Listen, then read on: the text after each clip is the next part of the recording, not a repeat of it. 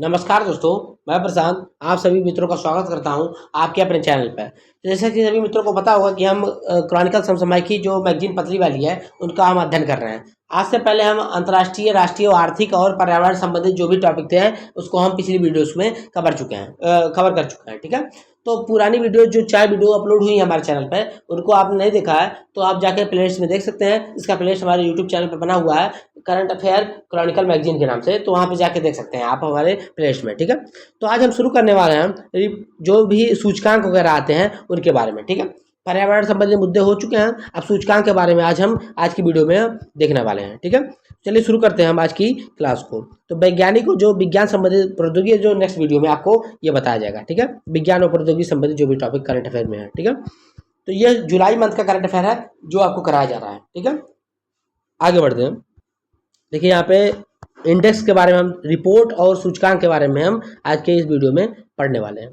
तो पहला आज का हमारा इंडेक्स है कि यात्रा एवं पर्यटन विकास सूचकांक। ठीक है, तो आपको याद रखना है कि पहले देखिए सूचकांक से क्वेश्चन बहुत आते हैं। देखिए यह जो क्लास हमारी चल रही है ये आगामी पेपर जो आर का दिसंबर माह में आने वाला है उसके लिए बहुत ही आवश्यक है। बाकी का जो पीसीएस का पेपर लगा हुआ है अक्टूबर माह में उसके लिए भी आवश्यक है। ठीक है, अब चाहे आप यूपीडब्ल्यूएससी का पैट की तैयारी कर रहे हैं, चाहे जूनियर स्टेट की तैयारी कर रहे हैं, चाहे किसी भी यूपीडब्ल्यूएससी का पेपर का तैयारी कर रहे हैं जिसमें जीएस में करंट अफेयर पूछा जाएगा, उसके लिए बहुत ही आवश्यक है। क्योंकि अगर आप पतली वाली क्रॉनिकल को पढ़ लेते हैं तो ये आपके लिए बहुत ही उपयोगी है और बहुत ही आपके लिए लाभप्रद है। ठीक है, जुलाई से लेकर दिसंबर तक के जितने भी क्रॉनिकल हैं हमारे चैनल पे पूरे कराए जाएंगे। उसके साथ साथ आपको आय दृष्टि हुआ और चाहे घटनासार हुआ वो पेपर से पहले आपको करा दिया जाएगा, जो कि आर का जो एग्जाम आने वाला है उससे पहले आपको एकदम अच्छे से करा दिया जाएगा हमारे यूट्यूब चैनल पर। ठीक है, ठीक है, चलिए शुरू करते हैं आज की क्लास को। ठीक है, आज की क्लास में पहला टॉपिक है यात्रा एवं पर्यटन विकास सूचकांक।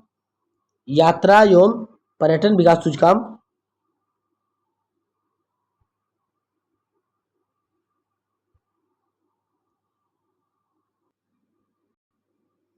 पहला टॉपिक है यात्रा एवं पर्यटन विकास सूचकांक। तो चलिए देखते हैं। तो 21 मई 2024 को विश्व आर्थिक मंच, सबसे पहले आपको याद करना किसने जारी किया है, विश्व आर्थिक मंच ने जारी किया है इस सूचकांक को, यात्रा एवं पर्यटन विकास सूचकांक 2024 को। इसमें क्या है, इस सूचकांक में भारत 119 देशों में 39वें स्थान पे है। ठीक है, तो 119 देशों में भारत 39वें स्थान पे है। भारत के यह रैंकिंग 2021 के सूचकांक में इसके 54वें स्थान पे था। 2021 के सूचकांक में भारत 54वें स्थान पे था। उसके साथ ही सुधार हुआ, भारत की रैंकिंग में 39वें पहुंच गया है। ठीक है, इस सूचकांक में भारत दक्षिण एशिया में निम्न माध्यम आय वाले देशों में शीर्ष स्थान पर है। 7 के समग्र सूचकांक स्कोर में जहां एक सबसे खराब और 7 सबसे अच्छा माना जाता है, तो भारत का स्कोर आपका क्या है, जैसे 1 से 7 तक का स्कोर है तो भारत का स्कोर कितना है, 4.25 है, मतलब मीडियम दर्जे में है। ठीक है, संयुक्त राज्य अमेरिका इस सूचकांक में शीर्ष स्थान पे है, और जबकि स्पेन, जापान, फ्रांस और ऑस्ट्रेलिया शीर्ष 5 देश हैं। मतलब संयुक्त राज्य अमेरिका, स्पेन, जापान, फ्रांस और ऑस्ट्रेलिया पूरे शीर्ष 5 देश हैं। यूरोप और एशिया प्रशांत के उच्च आय वाले अर्थशास्त्र क्षेत्र में प्रदर्शित किया। रैंकिंग में भारत की महत्वपूर्ण छलांग वैश्विक पर्यटन परिदृश्य में इसकी बढ़ती प्रतिस्पर्धा का रेखांकित करता है। ठीक है, तो पर्यटन सूचकांक में भारत की स्थिति क्या है, 39वें स्थान पे है। 2021 में कितनी थी, 54वीं थी, तो हमने छलांग माना है।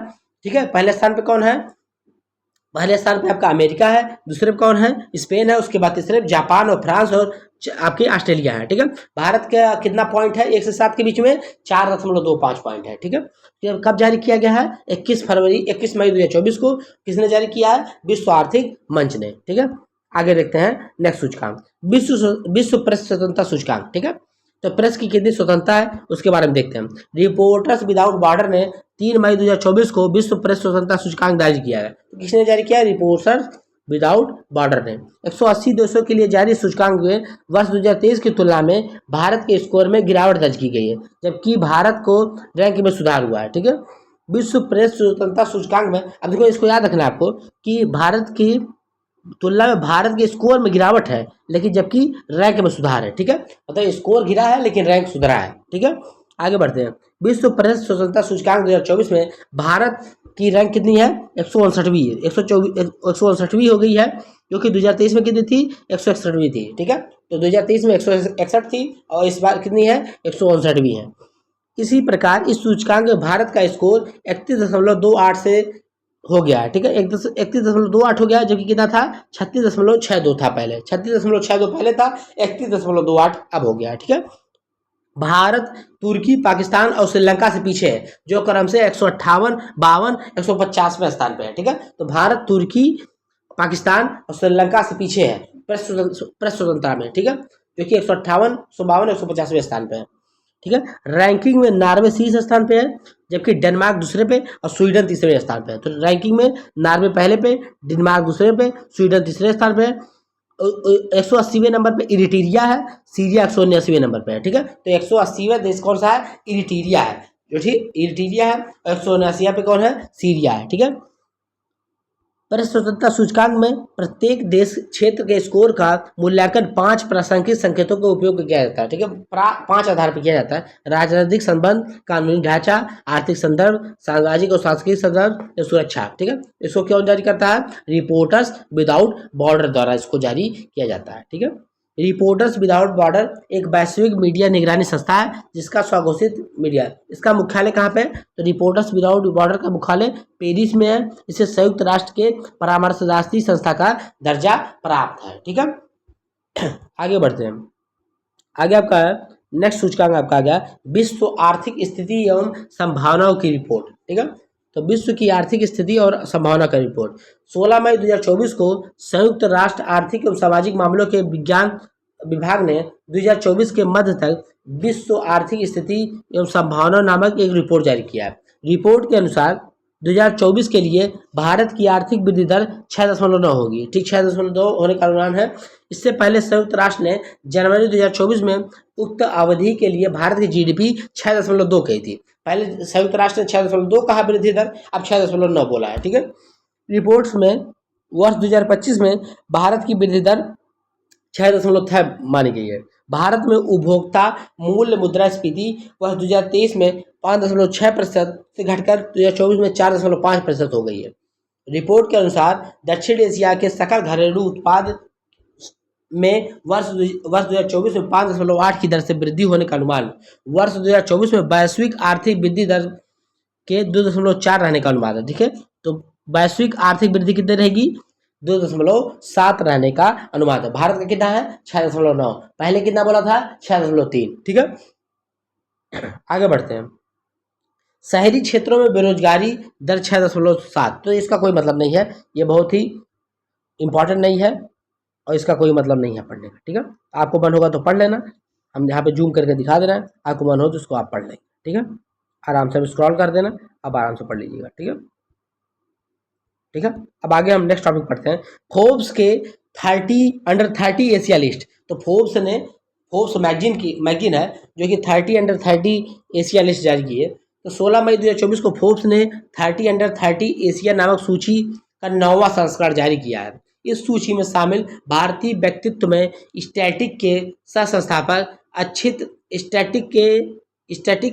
संस्थापक अच्छित बंसल और राघव अरोड़ा तथा द डिस्पोजल कंपनी के संस्थापक भाग्यश्री जैन शामिल हैं, ठीक है। तो जो 30 में कौन कौन शामिल है?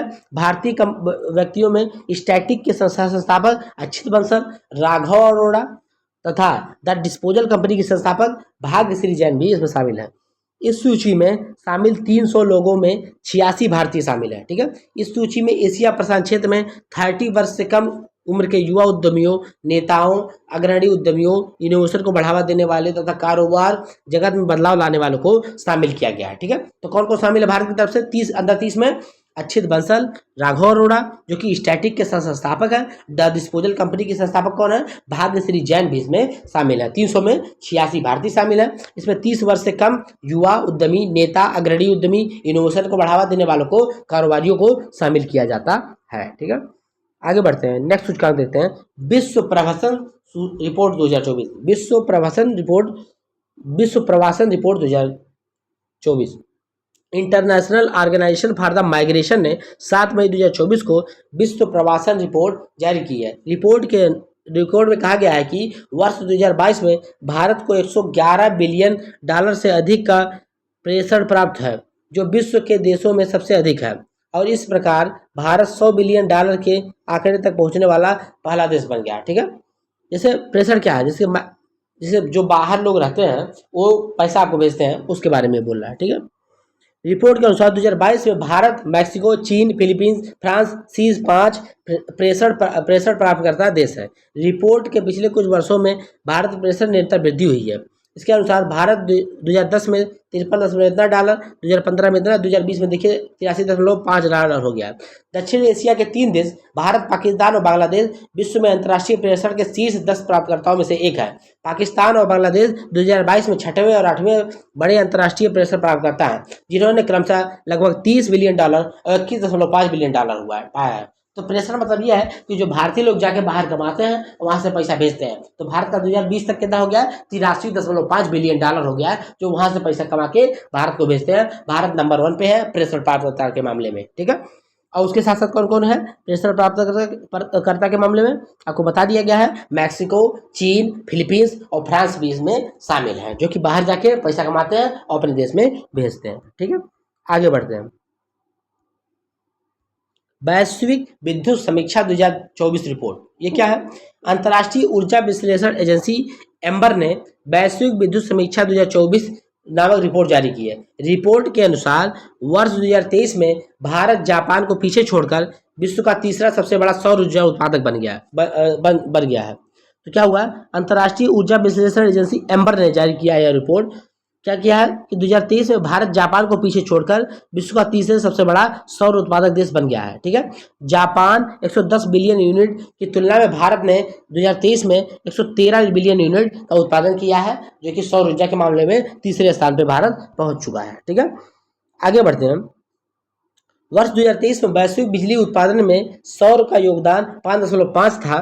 वैश्विक रुझान के अनुसार भारत में वर्ष 2023 में अपनी 5.8 बिजली सौर ऊर्जा उत्पन्न किया। ठीक है, तो क्या है देखिए, पूरे विश्व का बिजली उत्पादन सौर ऊर्जा से 5.5 था, लेकिन भारत का कितना था, 5.8 था, जो कि 5.8% ऊर्जा बिजली का भारत ने सौर ऊर्जा से उत्पादित किया है। ठीक है, मतलब भारत औसत से ज़्यादा है। ठीक है, जो वैश्विक औसत है उससे भारत ने ज़्यादा उत्पादन किया है। ठीक है, भारत ने 2023 में सौर ऊर्जा उत्पादन में विश्व की चौथी सबसे अधिक वृद्धि दर्ज किया है। सौर ऊर्जा ने लगातार 19वें वर्ष विश्व भर में सबसे तेजी से बढ़ते विद्युत ऊर्जा स्रोत के रूप में अपनी स्थिति बरकरार रखी है। वर्ष 2023 में वैश्विक सौर ऊर्जा उत्पादन 2015 की तुलना में 6 गुना अधिक हो गया है, जिसकी भारत में इसी अवधि के दौरान 17 गुना वृद्धि हो गई है। ठीक है, सौर ऊर्जा उत्पादन में भारत की हिस्सेदारी वर्ष 2015 में देखिए, आप देखिए बहुत ज़्यादा इंपॉर्टेंट है, देखिए बहुत ज़्यादा इंपॉर्टेंट है।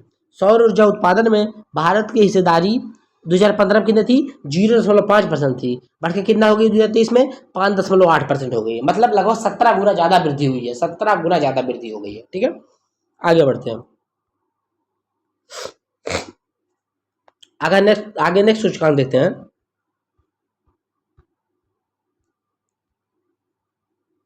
नेक्स्ट सूचकांक देखते हैं 2024 में आंतरिक विस्थापन पर वैश्विक रिपोर्ट। 2024 में आंतरिक विस्थापन वैश्विक रिपोर्ट जारी किया। किसने जारी किया? जिनेवा स्थित आंतरिक विस्थापन निगरानी केंद्र द्वारा 2024 में आंतरिक विस्थापन पर वैश्विक रिपोर्ट जारी किया गया। वर्ष 2023 में आंतरिक रूप से विस्थापित लोगों की संख्या पिछले वर्ष की तुलना में वर्ष के 71.1 मिलियन से बढ़कर 75.9 मिलियन हो गई है। कुल में से 68.3 मिलियन लोग संघर्ष और हिंसा के कारण तथा 7.7 मिलियन लोग आपदाओं के कारण विस्थापित हुए हैं। मौसम संबंधित आपदाओं के कारण आंतरिक विस्थापन 2022 की तुलना में 2023 में 1/3 कम हो गया है। पिछले 5 वर्षों में संघर्ष और हिंसा के परिणाम स्वरूप आंतरिक विस्थापन में रहने वाले लोगों की संख्या 22.6 बिलियन से बढ़ 49% की वृद्धि हो गई है। सबसे अधिक वृद्धि 2022-23 में हुई है। सूडान, सीरिया, कांगो लोकतांत्रिक गणराज्य, कोलंबिया, यमन विश्व के लगभग आधे आंतरिक रूप से विस्थापित लोगों की मेजबानी करते हैं। ठीक है, आगे बढ़ते हैं। नेक्स्ट रिपोर्ट देखते हैं। OECD द्वारा भारत की वृद्धि का अनुमान। ठीक है, आर्थिक सहयोग विकास संगठन OECD आर्थिक सहयोग एवं विकास संगठन ने 2 मई 2024 को जारी अपनी नवीनतम इकोनॉमिक्स आउटलुक रिपोर्ट में वर्ष 2024-25 के लिए भारतीय अर्थव्यवस्था की आर्थिक विकास दर को कितना रखा है, 6.6 रखा। OECD ने भारत की अर्थव्यवस्था का विकास दर कितना माना है, 6.6 माना है। यह सकारात्मक गति, सार्वजनिक निवेश में वृद्धि और एक फायदेमंद कारोबार माहौल पेश करता है। रिपोर्ट में IT, परामर्श सेवाओं, निर्यात में भारत की बढ़ती ताकत तथा प्रकाश डाला गया है। जहां देश लगातार बड़े वैश्विक बाजार हिस्सेदारी पर कब्जा कर रहा है। इससे विदेशी निवेश में वृद्धि और घरेलू अर्थव्यवस्था को बढ़ावा मिलेगी। सुधार के लिए कुछ क्षेत्रों को स्वीकार करते हुए ओईसीडी रिपोर्ट संभावनाओं से भरे भविष्य को चित्रित कर रही है। आर्थिक सहयोग एवं विकास संगठन बाजार आधारित अर्थव्यवस्था वाले 38 लोकतांत्रिक देशों का एक समूह है। ठीक है, इसकी स्थापना कब हुई थी? ओईसीडी की स्थापना कब हुई थी? 1961 में सतत आर्थिक विकास को बढ़ावा देने के लिए नीति मानकों को विकसित करने के लिए की गई थी। ठीक है, तो ये आपका हो गया रिपोर्ट वाला सेक्शन, जो कि क्रॉनिकल, जुलाई के क्रॉनिकल में रिपोर्ट्स और सूचकांक के जो थे आपको ये पढ़ा दिए गए। ठीक है, तो आपका राष्ट्रीय वाला मुद्दा, अंतर्राष्ट्रीय वाला, पर्यावरण वाला, आपका ये जो रिपोर्ट्स वाला और एक आपका आर्थिक वाला, 5 मुद्दे आपके कंप्लीट हो गए हैं जुलाई के क्रॉनिकल मैगजीन के। ठीक है, तो आपको वीडियो कैसा लगा आप ज़रा कमेंट बॉक्स में कमेंट करके बताएंगे। ज़्यादा से ज़्यादा आप अपना सुझाव भी दे सकते हैं कमेंट बॉक्स में। आप ज़्यादा वीडियो को शेयर करेंगे, ज़्यादा वीडियो चैनल को सब्सक्राइब करेंगे और ज़्यादा वीडियो को लाइक भी करेंगे। पुरानी वीडियोज़ को नहीं देखे हैं तो जाके आप देख सकते हैं। हमारे इससे पहले 4 वीडियोज़ हो चुकी हैं, जिसका आपको हमारा प्लेलिस्ट बना हुआ है हमारे चैनल पे, वहाँ से जाके आपको देख सकते हैं। ठीक है, या तो आप हमारे टेलीग्राम चैनल पे देख सकते हैं, जहाँ पे उनका लिंक पड़ा होगा, वहाँ से जाके देख सकते हैं। ठीक है, पुराने वीडियोस को आप हमारे टेलीग्राम चैनल और व्हाट्सएप चैनल को जरूर ज्वाइन करके रखिए। कोई भी इन्फॉर्मेशन आता है सर्वप्रथम आपको वहीं प्रोवाइड किया जाता है, चाहे कोई वैकेंसी के बारे में हो, चाहे कोई इंपॉर्टेंट नोट्स डालने हो, चाहे कोई कुछ भी डालना हो, इंपॉर्टेंट चीज़ों को सर्वप्रथम आपको टेलीग्राम चैनल और व्हाट्सएप चैनल के माध्यम से बताया जाता है। ठीक है, बाद में यूट्यूब में कुछ भी बताया जाए। ठीक है, तो यूट्यूब में थोड़ा लेट हो जाता है वीडियो वगैरह बनाने में। ठीक है, तो सभी मित्रों से पुनः अनुरोध है कि आप ज़्यादा चैनल को सब्सक्राइब करेंगे, ज़्यादा वीडियो को शेयर करेंगे, ज़्यादा लाइक करेंगे। मिलते हैं नेक्स्ट वीडियो में नेक्स्ट घटनाओं के साथ, आगे की घटनाओं के साथ, चाहे जो भी रिपोर्ट हो। धन्यवाद।